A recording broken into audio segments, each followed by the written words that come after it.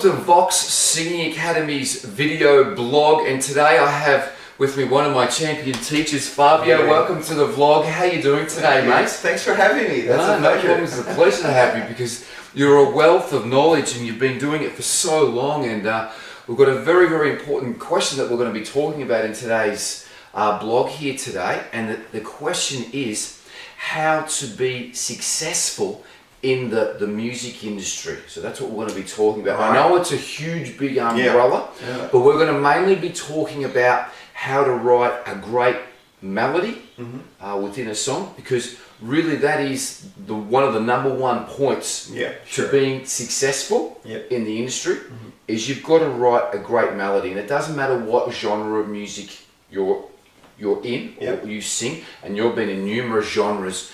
You've got to write a fantastic melody, and you also have to have the voice to create that great melody as well too. Of course. So first, before we start, tell us a little bit about your background, because you've got an extensive history of singing. You started singing when you were 16.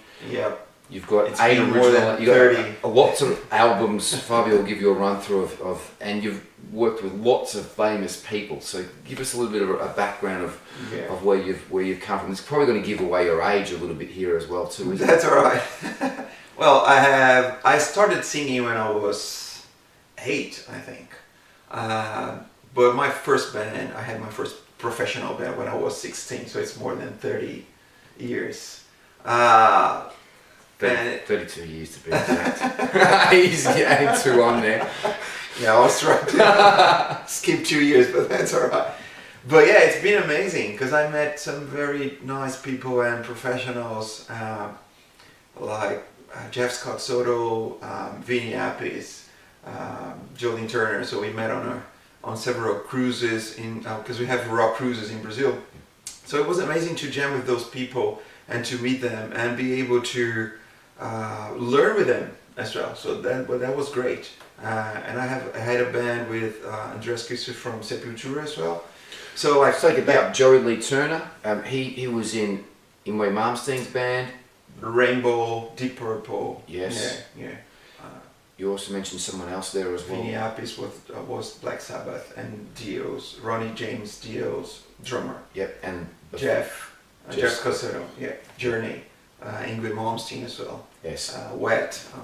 Amazing bands, amazing singers that you're and musicians that you've actually. And I had a privilege because they were like Jeff and Joe were 2 of my 5 top vocalists. So I get into the bus. On my right it was Jolene Turner. On my left it was Jeff Scott Soto. So it was crazy. I was like, what? Yeah, so it was a very good learning process to be able to be on stage with some of my idols. It was amazing.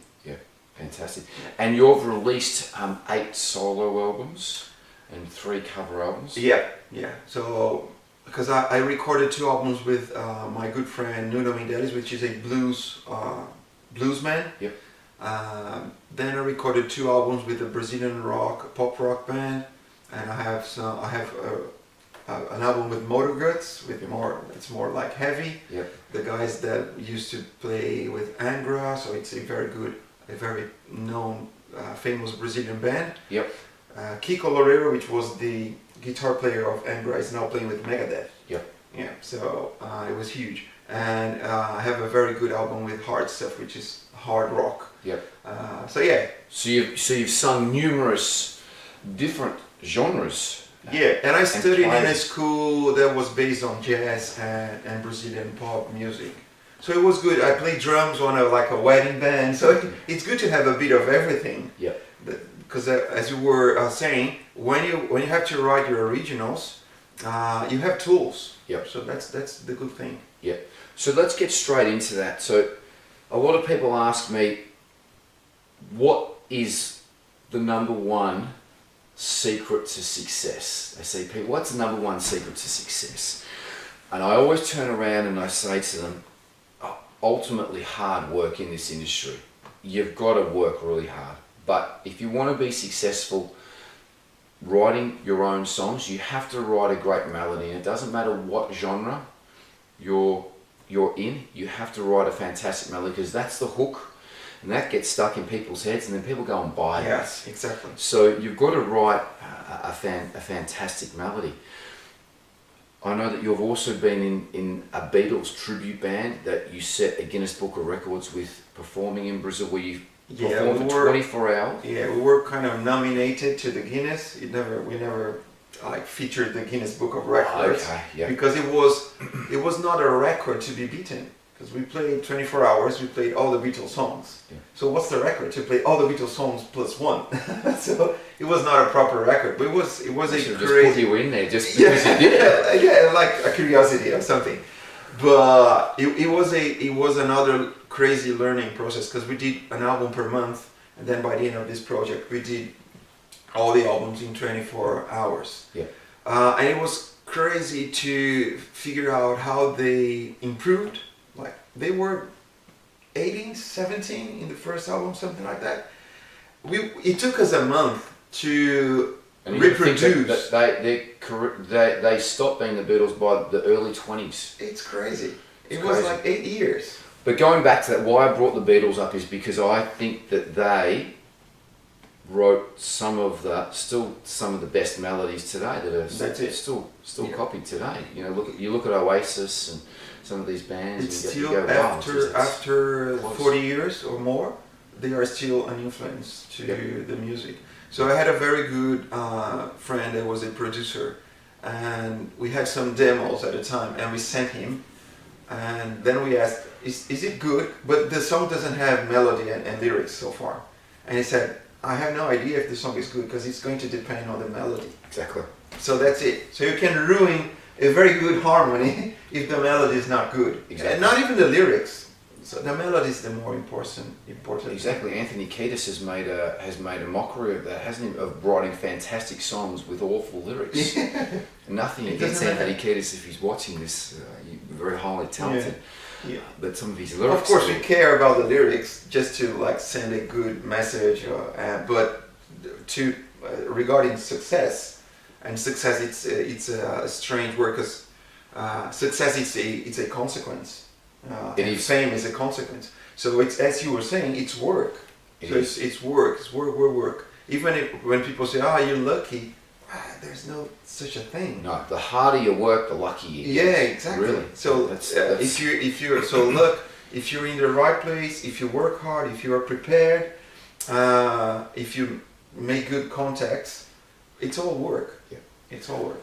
Going back to what this blog is about, is writing a great melody, and we're talking about Anthony Kiedis and not great lyrics, but that's okay. But even the melody, you know, should have been, could have been, would have been dead if I didn't get a message going through my head. You know, so the melody. There are lots of great songs that he's written. Great melodies. So writing a great melody is imperative to success in writing a great song. It is.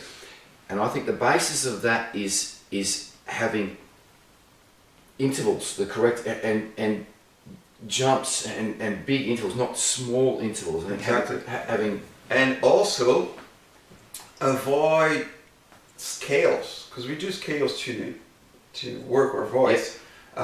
But when you do proper melody, and that's what in every instrument, if you're playing guitar or piano or singing, it's just different instruments. But the voice is the most beautiful one. Yeah. But yeah, think about sing the melody that you have in your head.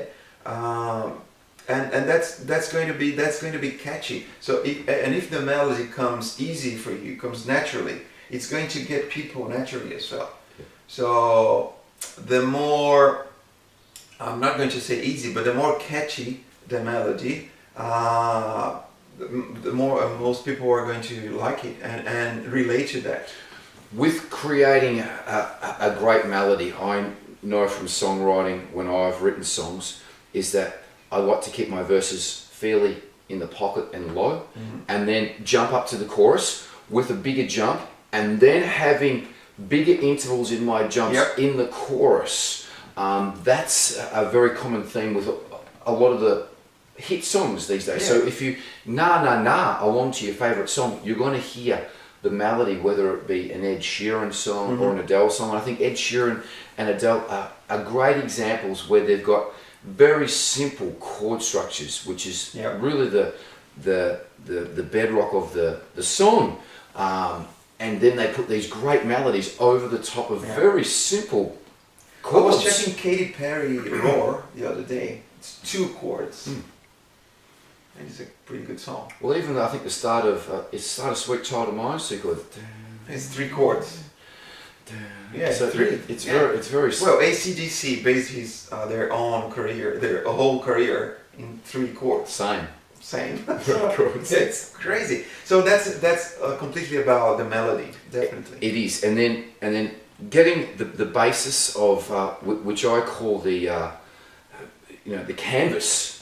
I think once you've got the canvas, the music down, then you can spray the color over it, which is the melody. Yeah. Okay, and having the bigger jumps that you possibly can in the chorus, I think, is the most important thing. And especially when you say we're doing scales, but we do a lot of interval jumps that are moving around to create, to give our students the skills to go and create those. And also, I think a big one, Fabio, that we haven't discussed, we didn't discuss this off camera, I think also with pitching. We do random pitching.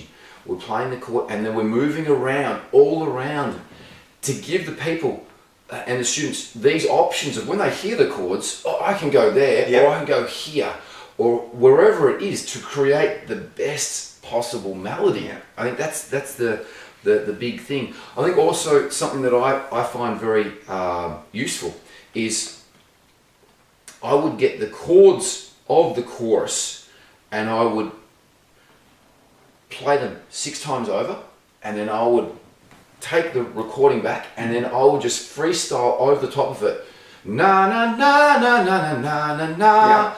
And I will do 6 different versions and then get the best melody, try to get the best melody out of that. And obviously na-na-na-ing to start with, I think is the best way. Is that how you've written your songs, is to na-na-na melodies? Yeah, I never, 95% of my songs, I started with a melody.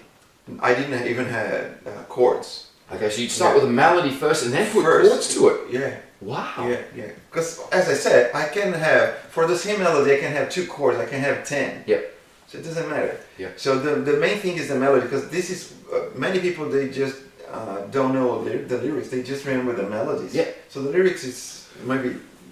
Well, again, that's why we're getting back to this point, because anyone that's listening to this out there, and you don't even have to be a singer, you've heard one of your favorite songs on the radio or YouTube or wherever it is, and then you've started to hum that melody. And Exactly. you go, well, and that's what we call, in the industry, we call the money hook. All right. Because once that's in their head, and I remember it like yesterday. I heard this song on the radio and it was a female singer, and I remember going, na na na na na na na na na na na na na, and I went, wow, that's a great melody. And I went up to a music store and I went to the girl in the music store and I said, I heard this song on the radio, it's by a female and it goes like this, na na na na na na na na na na na na na. She goes, that's If It Makes You Happy by Sheryl Crow. And I went, fantastic. Oh, right. Can I please purchase the album? I just didn't want the single, I just wanted the whole album, and I bought the CD. And that right there is the formula to success. So you bought an album because you remember the melody. Yes, but I didn't know who it was because it was played on the radio. So just a melody. It was played on the radio, and then I listened for the next half an hour and I go, please announce what that is. And back then there was no Shazam or anything you could find out what it was. Yeah. So I had this melody in my head, and I went down to then it was Delta Music at Chadstone Shopping Centre. I went to the girl and I said, what is this song? Yeah. So Sold. So we can call that success. That's success right there. Yeah. You know, it is. She's been very successful to write a great song. And how many bands have do we know, one hit wonders that have had an amazing melody for our whims. Happy. You know, I know he's written for a lot of other people. Yeah. That's his one big hit that he'll always be known for. You know, not like the Beatles, but there are lots of bands that had one single hit. But that, I think, right there is the one key point to being successful, is to write a great melody and to continually write. Yeah, and again, work. So Work. all those guys, when you listen to an album that has 10 songs, probably they wrote 30, 50, I don't know, and they just pick the best ones, and probably the best melodies. Exactly. I was listening to an interview with Paul McCartney, and he said that there are about 360 Beatles songs that him and John wrote that have never been released, that they just had recorded on cassette, and what were they using back then? Their reel to reel. There's about 360 basic songs that they have never used, that will never see the light of day. But that's the work, because they could pick the best ones. Yeah. So there are some Beatles albums that when you listen to that, it sounds like the best of that year, or I don't know, like a collection with the greatest hits. But it's just a simple album. It's a regular album. Yeah. But the amount of good songs and good melodies that they produce, probably they wrote some like not as good as those songs. Songs there were not that good, so they were able to pick the best ones. And when I think about Beatles or even Rolling Stones or those guys, I always think about melody. That's the amazing.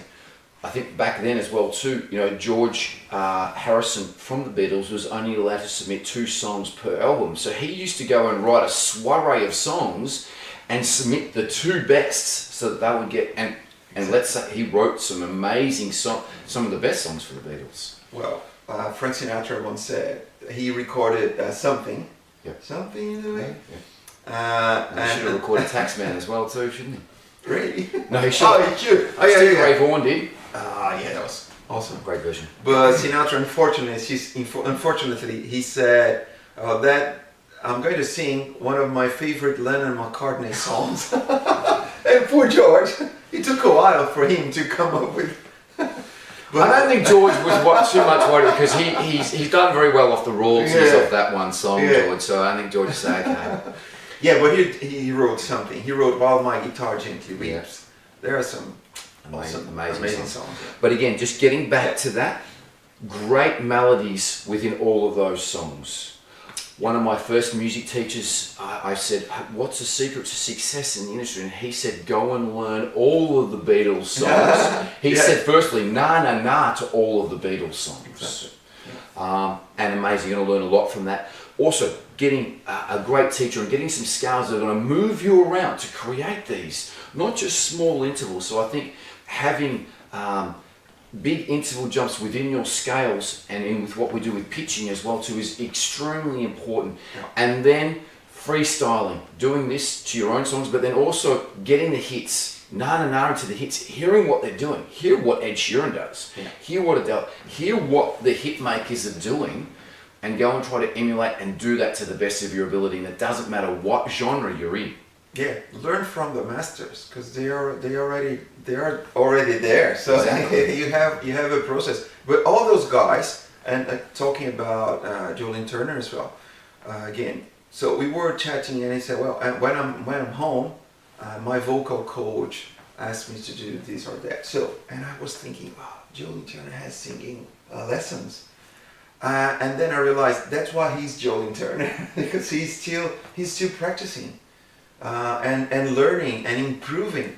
So this is something that will never end. You have to practice, because of course if you have a keyboard and you hit the note, it's going to be there. Yep. Or voice, we need to work, we need to practice, we need to be on top of it all the time. Yep. And you're right, so scales and all those jumps are going to give you tools. Yep. When you have a song in your head, so you can express yourself and let it out. So that's the main thing. You need tools. So yeah, so that's the main point. It's very, very important. I was reading Randy Rhoads, who was the guitarist with Ozzy Osbourne, and one of his things that he did to improve, and he toured the world with Ozzy and the States. He said every capital city, he would go to the biggest music store in the capital city, and he would request to speak to the manager, and he would say, can you please put me on to the best guitar teacher in the city, in Europe and America. He says, I want to get one lesson from the best guitar teacher in in the capital city, and that's why he was Wow. one of the best. Yeah. So amazing. Amazing. It Amazing. is. Some people doesn't like to do covers, and it's alright if you like to write originals and everything. But from those guys, you learn so much. Taking that back, sorry to butt in there. The Beatles are a massive influence. Massive influence. I wouldn't be doing this if it wasn't for the Beatles. Me either. And I say this to a lot of my students that come in and bring in originals, and they are always very open-minded. All of our students are very open-minded to what we say.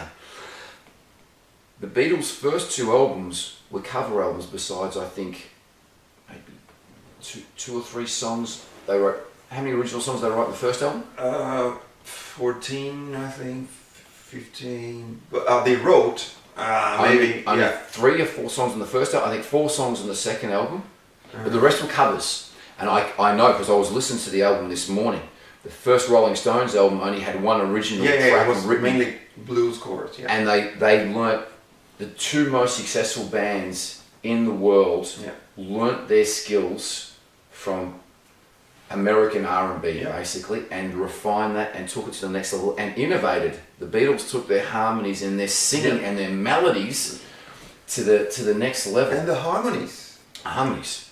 It was crazy. They were like, and they didn't have computers, anything, so it was recorded live, one mic, 3 guys singing. So it's not easy. And they were 17. So a lot of I'm not going to say the producer had a lot to do with that as well too. Okay. He had, of course, and they grew a lot from album to album. So that was an interesting thing to figure out how much they grew as singers and songwriters and everything. Of course, the producer had a big work on that. It was mainly them. Yeah. It was mainly them. But it was.